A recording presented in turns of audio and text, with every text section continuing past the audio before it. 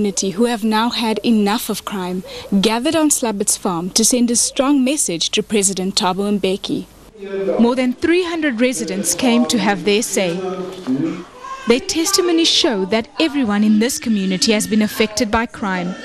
Slabbert is the second local farmer murdered in as many years. Now the community are taking a stand and demanding action. We stand together. The message that I hope came strongly across was that we need government support. They'll be forwarding a list of recommendations on how to tackle crime to their local municipality. 5 days on, and Slabbert's family are still battling to come to terms with his brutal death. No arrests have yet been made, and police are investigating a case of murder, housebreaking and the theft of a motor vehicle. Valdi Karlse, E-News, Heidelberg. The Housing Department's given itself a tall order to follow.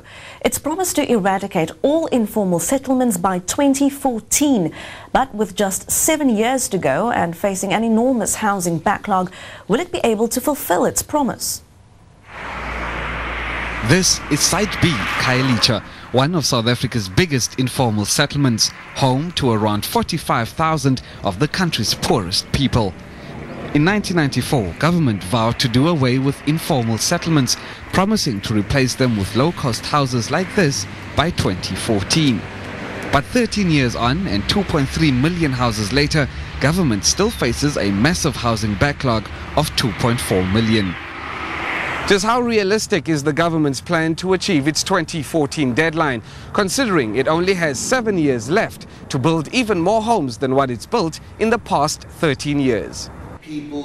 Well, according to the Housing Department's Joseph Leshabane, they're well on track to meeting their deadline.